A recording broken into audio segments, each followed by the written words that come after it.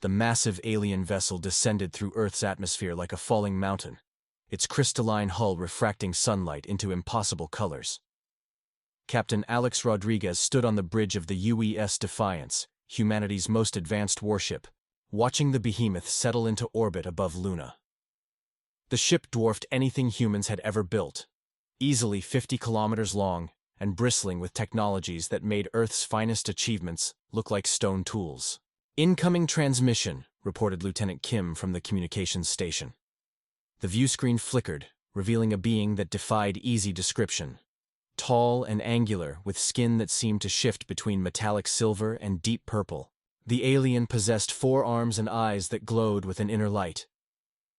"I am Commander Vex of the Hegemony," the being spoke, its voice carrying undertones that made the bridge crew unconsciously step back. "Your species has been evaluated.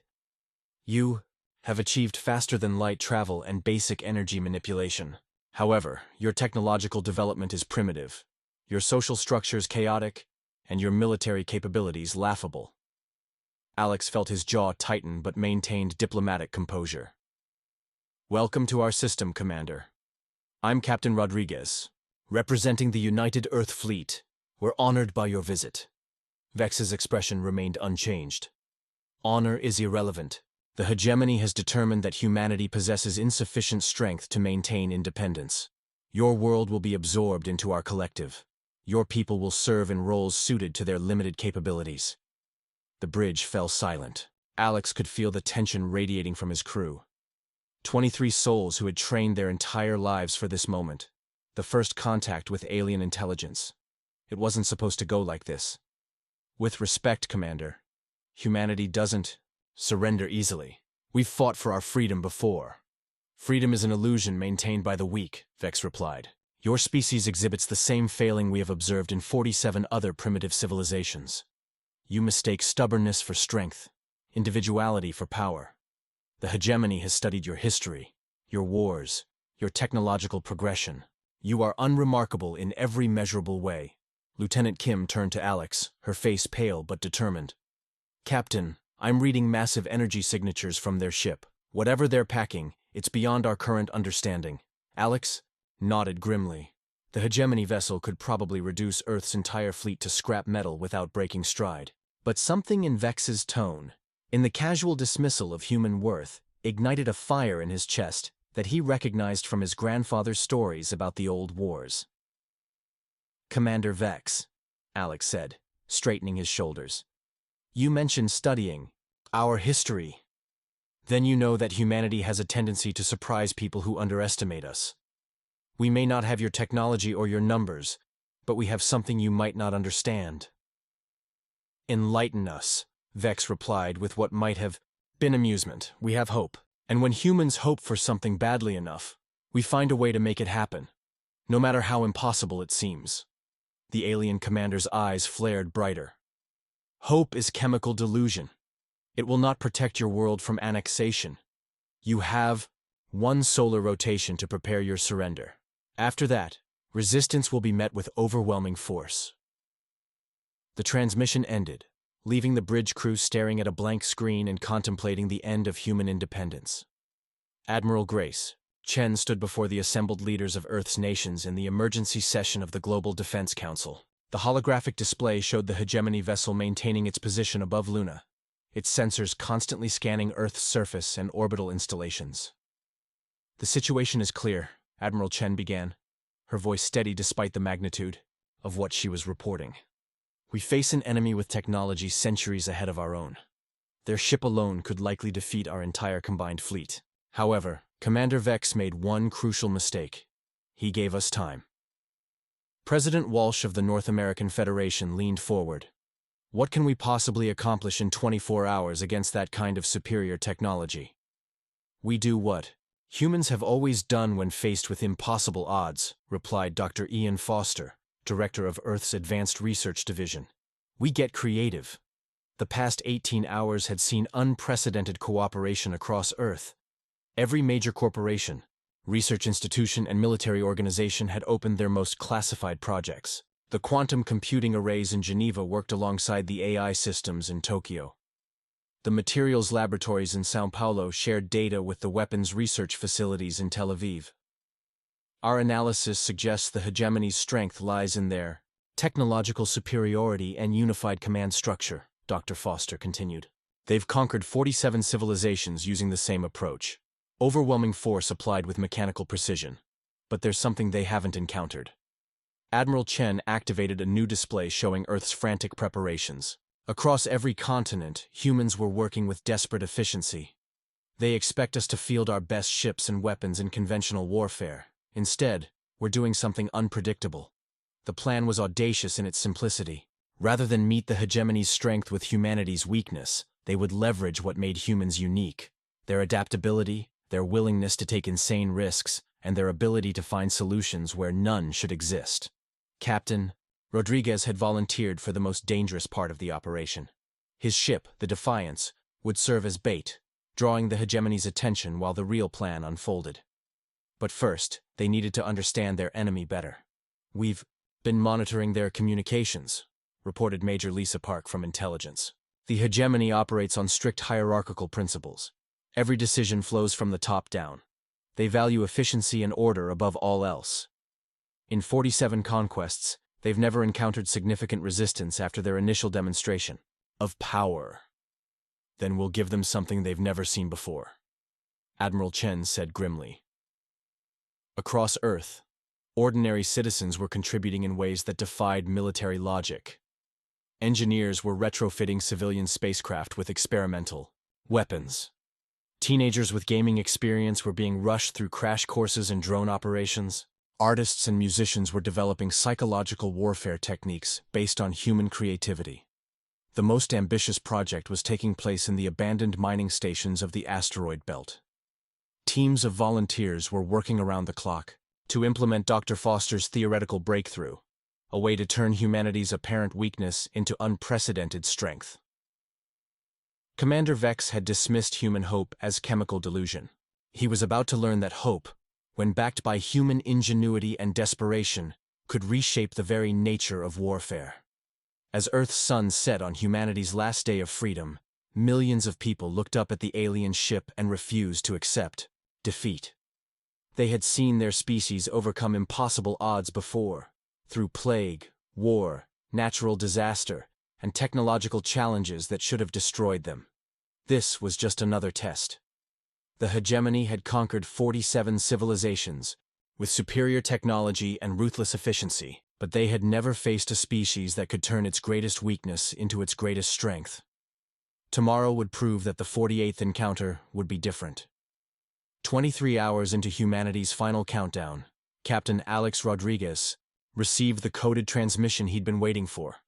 3 simple words that would either save his species or ensure its destruction. The gift works. Dr. Foster's breakthrough hadn't been in weapons or shields. It had been in understanding what the hegemony truly feared. After analyzing fragments of their communications, human cryptographers had discovered something remarkable. The hegemony's 47 conquests had all followed identical patterns because they were designed to minimize one specific risk: unpredictability. The aliens' entire civilization was built on perfect order, absolute efficiency, and complete predictability. They had evolved past creativity, past innovation, past the ability to adapt to truly novel situations. Their strength was also their greatest weakness. "All stations, this is Admiral Chen," came the broadcast across Earth's defense network. "Operation Chaos Theory is now active. Remember, the goal isn't to win through superior force. It's to be so unpredictable that their systems can't process what we're doing." The Defiance accelerated toward the hegemony vessel, but not in any pattern that made tactical sense. Rodriguez had his navigation officer plot a course based on pi, while his weapons officer armed systems in the sequence of prime numbers. 2. Any rational military mind, it was insanity. To the hegemony's computer systems, it was incomprehensible. "Incoming transmission from the alien ship," Lieutenant Kim reported. Commander Vex appeared on screen, and for the first time, he showed something other than cold superiority. "Human vessel, your approach vector violates all principles of tactical engagement. Explain your intentions." "We're coming to negotiate," Rodriguez replied cheerfully. "But first, we thought you might enjoy some Earth music." Without waiting for a response, he nodded to Kim, who began broadcasting humanity's contribution to psychological warfare. The transmission wasn't classical music or military anthems. Instead, Earth's musicians had created something unprecedented. A sonic collage that combined death metal, opera, electronic dance music, traditional folk songs, and avant-garde jazz into a composition that should have been cacophonous but somehow worked. It was pure human creativity, impossible to predict or replicate. The effect on the hegemony ship was immediate and dramatic. Their perfect formation wavered as the crew struggled to process something that had no logical pattern. In the asteroid belt, human volunteers witnessed the first phase of success. The alien ship's scanning systems began making errors, trying to find meaning in pure creative chaos. Phase 2 is active, Dr. Foster reported from the command center. The real gift wasn't the music, it was what the music allowed humanity to do. While the hegemony systems were distracted by trying to analyze the impossible, Earth's improvised fleet was implementing the most audacious plan in military history. Civilian ships retrofitted with mining equipment began approaching the alien vessel from impossible angles. A luxury yacht armed with fireworks attacked from below. A cargo hauler filled with paint bombs came at them sideways. Each ship followed its own incomprehensible logic, creating a tactical situation that no computer could model. Commander Vex's image flickered with what might have been the alien equivalent of panic. This is not warfare. This is chaos. Now you're getting it, Rodriguez grinned. Humans don't fight wars the way we're supposed to. We improvise. We adapt. We do things that shouldn't work, but somehow do. The hegemony ship's weapon systems were sophisticated enough to destroy any conventional fleet, but they were designed for predictable enemies following logical tactics. Faced with a teenager in a modified racing pod attacking their sensor array with spray paint, while an orchestra played Mozart from a cargo container, their targeting computers simply couldn't cope. But the real surprise was yet to come. In the asteroid mining stations, the volunteers had spent the night implementing Dr. Foster's most radical innovation. They had created something that shouldn't exist, a weapon powered not by nuclear fusion or exotic matter, but by pure human stubbornness. Commander Vex, Rodriguez said as his ship danced through space in a pattern inspired by his daughter's ballet recital. You said you studied our history. Did you happen to notice what happened every time someone told humans they couldn't do something? For the first time, uncertainty crept into the alien commander's voice. Your tactics make no strategic sense. Exactly. And that's why they're going to work. The battle, if it could be called that, had been raging for 6 hours. The hegemony vessel hung in space like a frustrated giant, its weapons systems cycling through targeting solutions that led nowhere. Every time their computers calculated the optimal response to humanity's chaotic assault, the humans did something completely different. A squadron of crop-dusting aircraft, somehow equipped with faster-than-light engines cobbled together from kitchen appliances and sheer determination, was currently dive-bombing the alien ship while broadcasting cooking shows. Their attack pattern was based on the migration routes of monarch butterflies, which made it impossible to predict but surprisingly effective at avoiding the hegemony's defensive fire. This is madness, Commander Vex transmitted to his fleet. Commanders scattered across the galaxy. 47 civilizations, and none of them behaved like this. The humans fight without strategy, without logic, without any consideration for their own survival. What Vex couldn't understand was that humanity's apparent weakness, their tendency toward chaos, creativity, and irrational hope, had become their greatest weapon. Dr. Foster's teams had spent the night studying the hegemony's previous conquests and discovered the pattern. Every species they had defeated fought the way military logic dictated, with the best technology, the most efficient tactics, and rational strategic thinking. None of them had tried fighting with interpretive dance and modified garbage trucks. Captain Rodriguez, came Admiral Chen's voice over the comm. Phase 3 is ready. Are you prepared for the final gambit? Rodriguez looked around his bridge. Lieutenant Kim was maintaining communications with a network that now included every radio telescope on Earth, 3 space stations, and a ham radio operator in Nebraska who had somehow hacked into the tactical net. His weapons officer was coordinating, with a team of video game enthusiasts who were controlling their missile systems with modified gaming controllers. His navigator was plotting their course based on suggestions from a kindergarten class in Mumbai. It shouldn't work. By every rule of military engagement, they should have been destroyed hours ago. But the human fleet was not only surviving, it was winning. "Admiral, we're ready," Rodriguez confirmed. "Let's show them what humanity's really capable of." The final phase of Operation Chaos Theory wasn't about weapons or tactics. It was about something the hegemony had never encountered in 47 conquests, a species that refused to be rational in the face of impossible odds. Across Earth's orbital stations, the volunteers activated Dr. Foster's most ambitious creation. It wasn't a weapon in any conventional sense. It was a broadcasting array that transmitted pure human creativity directly into space. Art, music, literature, jokes, love letters, children's drawings, and the dreams of poets were converted into energy patterns and beamed directly at the hegemony vessel. The effect was immediate and catastrophic. The alien ship, designed for perfect order and logical operation, began to experience something unprecedented in hegemony history: imagination. Commander Vex's image on the view screen flickered and distorted as his ship's systems tried to process concepts that had no place in their ordered universe. What are you doing to us?" "We're sharing," Rodriguez replied simply.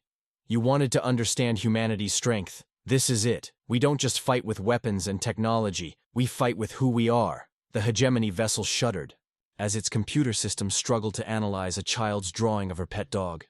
Its weapons powered down as they tried to calculate the tactical value of a love song. Its engines stuttered as they encountered a joke about rubber chickens. For the first time in their species' history, the hegemony was experiencing the one thing their perfect order couldn't contain: the beautiful, chaotic, impossible creativity of beings who refused to accept that something couldn't be done. "This is not warfare," Vex transmitted weakly. "No." Admiral Chen's voice came from Earth, calm and confident. "This is humanity. And now you understand why we're not like the other 47 civilizations you conquered. We don't just fight with our minds or our bodies.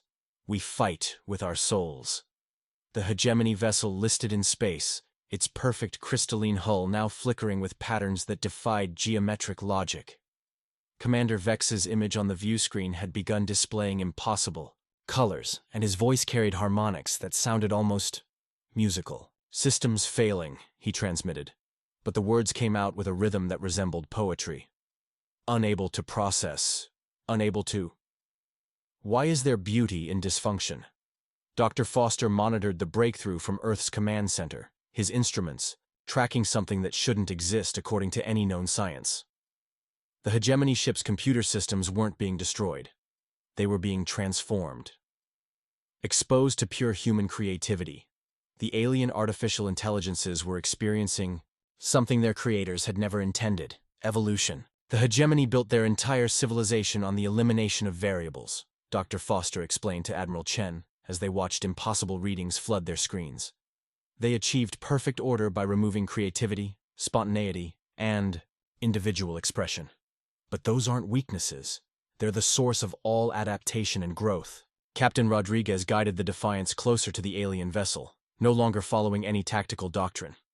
His crew had begun making decisions based on intuition, emotion, and pure human instinct. The navigation officer plotted courses that felt right rather than making logical sense. The weapons officer armed systems based on hunches. The communications officer broadcast messages in languages that included laughter, tears, and the sound of wind through trees. "Commander Vex," Rodriguez called out, "can you hear me?" The alien's response came slowly, as if he were learning to speak for the first time. "I hear, but hearing is not adequate. There are sensations, experiences. The efficiency matrix cannot quantify the value of a sunset."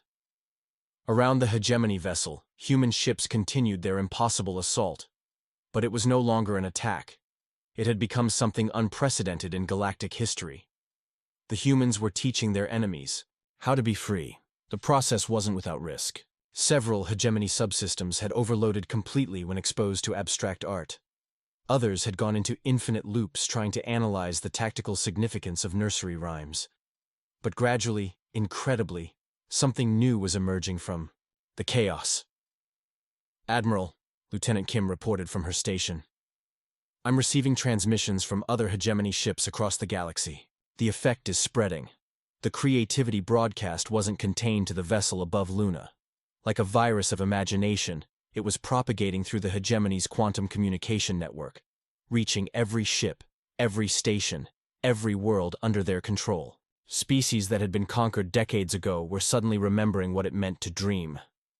The 47 civilizations, Admiral Chen breathed, understanding flooding her voice. They're all still there, suppressed but not destroyed. We're not just fighting for Earth. We're liberating the entire galaxy. Commander Vex's image stabilized, but he was no longer the coldly perfect being who had demanded Earth's surrender. His metallic skin had taken on warmer hues, and his glowing eyes now sparkled with something that might have been wonder. "Human Rodriguez," he said, testing the unfamiliar concept of using names instead of ranks. "My designation feels insufficient. I find myself wanting to be called something else, something that represents choice rather than function." "What would you like to be called?" Rodriguez asked gently. The alien paused, accessing memories and experiences that had been buried under millennia of imposed order. "I remember, from before the efficiency protocols, I was called Hope." Dr. Foster's instruments went wild as something unprecedented occurred. The hegemony vessel began to change, its rigid crystalline structure flowing like liquid, reshaping itself according to aesthetic principles rather than purely functional ones. Across the galaxy, other ships were undergoing similar transformations as their crews rediscovered the joy of making something beautiful simply because they could. "Hope," Rodriguez said, smiling broadly. "Welcome to the revolution." The being, formerly known as Commander Vex, now Hope, looked at his hands as if seeing them for the first time. "We were wrong. Strength is not the elimination of variables. Strength is the courage to embrace them, to choose hope over certainty, beauty over efficiency, love over logic."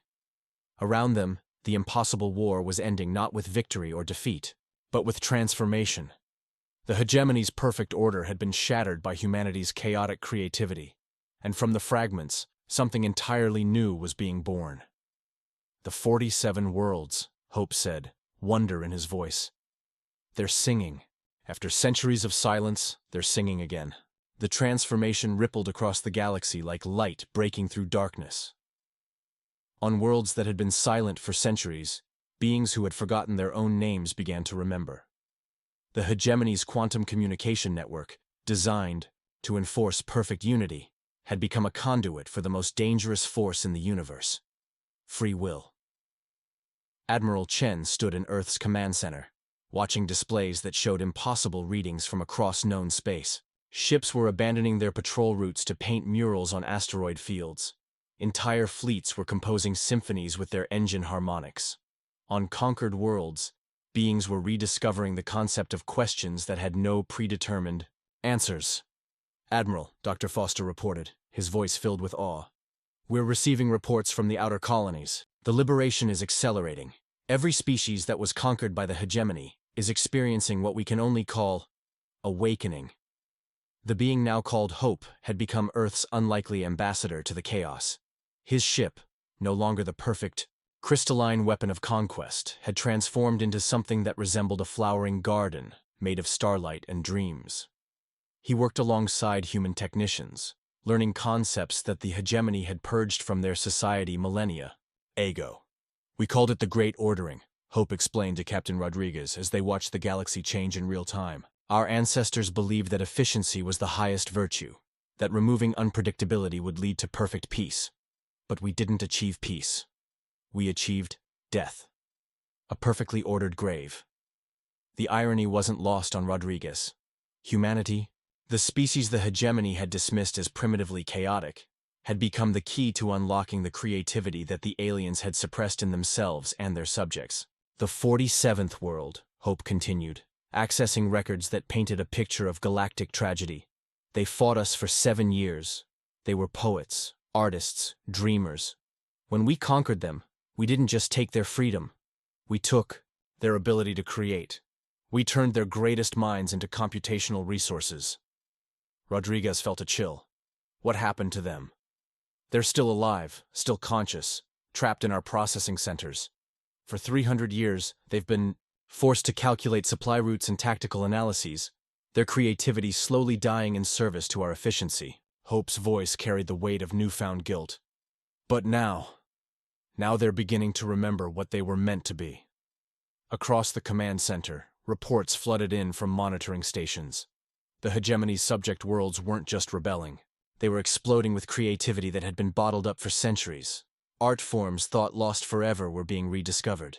Languages suppressed for generations were being spoken again. Children were playing games that had no rules, no winners, no purpose, except joy.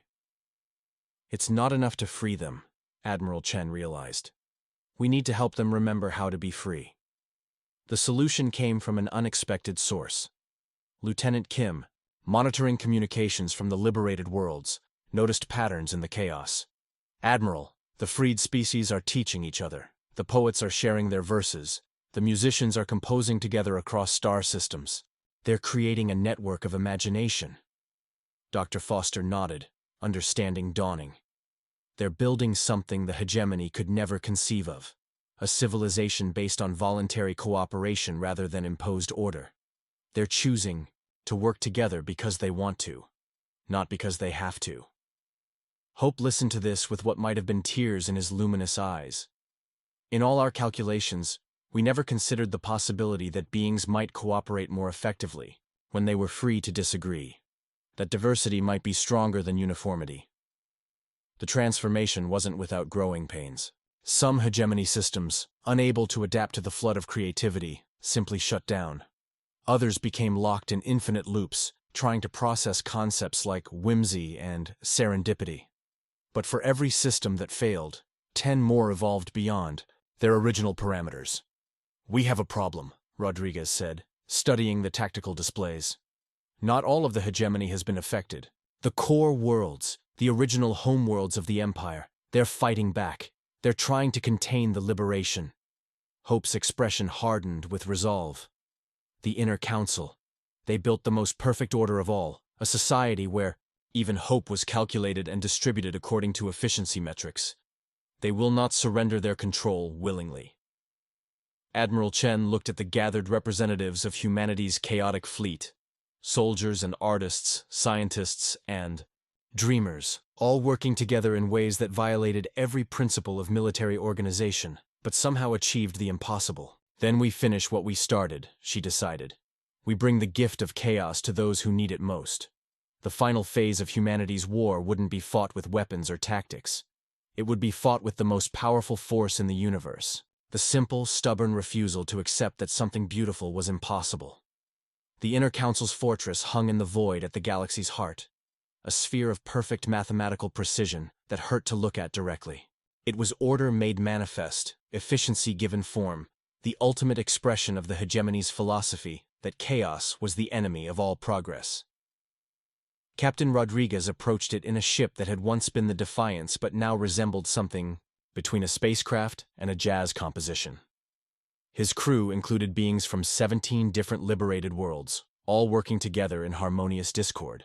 The navigation officer was a former hegemony combat computer who had learned to plot courses based on the emotional resonance of distant stars. The weapons officer was a poet warrior from the 47th world, who armed systems with verses instead of targeting algorithms. "Inner Council," Rodriguez transmitted to the fortress. "This is Captain Alex Rodriguez of the Liberated Fleet. We've come to offer you a gift." The response came in perfect, emotionless harmony. The voices of 12 beings who had surrendered, their individuality to become aspects of pure order. "You bring chaos to our perfection. You corrupt our efficiency with your unpredictable variables. You will be contained." "We bring choice," Rodriguez replied simply. "The choice to be imperfect, to make mistakes, to dream impossible dreams, and sometimes make them real." Around the fortress, the liberated fleet took positions that followed no tactical manual ever written. Ships formed patterns based on the mathematical beauty of spiral galaxies, the emotional logic of symphonies, and the practical wisdom of children at play. Each vessel was unique, its modifications reflecting the personality and dreams of its crew. Hope, His transformed ship, now resembling a crystalline flower that bloomed in impossible colors, joined Rodriguez on the communication channel.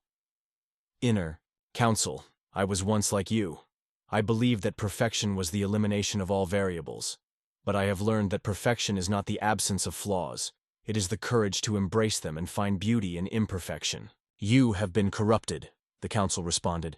You have fallen to the disease of individuality. You must be cleansed and restored to proper function. The fortress activated its defenses, weapons systems of such sophisticated design that they could calculate and counter any rational attack. But the liberated fleet wasn't launching a rational attack. They were performing an act of faith. Dr. Foster's final innovation was installed on every ship in the fleet, a device that converted hope itself into a transmissible force. Not the chemical illusion that the hegemony had once dismissed, but the actual quantum signature of beings who refused to accept defeat. It was humanity's greatest gift to the galaxy, the scientific proof that optimism was a fundamental force of nature. All ships, Admiral Chen broadcast from Earth, remember what we're fighting for. Not conquest, not revenge, but the right of every being in the galaxy to choose their own path, to make their own mistakes, to find their own meaning. The battle was unlike anything in galactic history. The Inner Council's perfect weapons fired with mathematical precision, but they were aimed at targets that existed in a constant state of creative flux. How do you hit a ship that's being redesigned by its crew even as it flies? How do you calculate the trajectory of a missile fired by someone who's making up the targeting algorithm as they go? Rodriguez's ship danced through the fortress's defenses, following a flight pattern inspired by his daughter's laughter, while his crew broadcast pure human creativity directly at the Council's communication systems. Music that told stories, mathematics that rhymed, physics equations that somehow managed to be funny. The effect was gradual, but inevitable. The Inner Council's perfect harmony began to develop discordant notes. Individual voices started to emerge from their collective consciousness. For the first time in millennia, the 12 beings who governed the hegemony's core began to remember what it felt like to be alone, unique, imperfect. Stop, one voice pleaded, no longer speaking in perfect unison with the others. The efficiency is breaking down. I can feel myself becoming individual again. Let it happen, Hope transmitted gently. Let yourself remember who you were before you chose to be perfect. The fortress's weapons fell silent as the Council struggled with concepts they had purged from their existence. The beauty of uncertainty, the joy of surprise, the terrible, wonderful freedom of not knowing what came next. One by one, 12 perfect beings chose to become flawed individuals again. The fortress's rigid structure began to flow and change, taking on organic curves and impossible angles as its creators rediscovered the courage to make something beautiful instead of merely functional. Captain Rodriguez docked with the transformed fortress and walked corridors that now resembled art galleries more than military installations. He found the former Inner Council in what had once been their perfectly ordered command center, now a chaotic workshop where they were learning to create things that served no purpose except to exist. We were wrong, said the being who had been the primary voice of the Council, now calling herself Dawn. We thought strength came from the elimination of weakness, but weakness is not the opposite of strength. It is the foundation of growth. Rodriguez smiled, remembering the desperate hours when humanity had faced the impossible and chosen to fight anyway. Welcome to the revolution. It's messier than perfect order, but it's a lot more fun. Across the galaxy, the transformation was complete. 47 worlds were free again, their peoples rediscovering arts and dreams that had been suppressed for centuries. The hegemony's ships had become explorers and artists, using their advanced technology to spread beauty instead of conquest. And at the center of it all was humanity's gift to the galaxy. The simple, stubborn insistence that imperfection was not something to be cured, but something to be celebrated. That chaos was not the enemy of order, but the source of all possibility. Commander Vex, now Hope, stood with Rodriguez on the observation deck of the transformed fortress, watching as former hegemony ships painted nebulae with light and sound, turning the galaxy itself into a canvas for their rediscovered creativity. You were right, Hope said. Humanity's greatest strength was never your technology or your military might. It was your refusal to accept that something beautiful was impossible.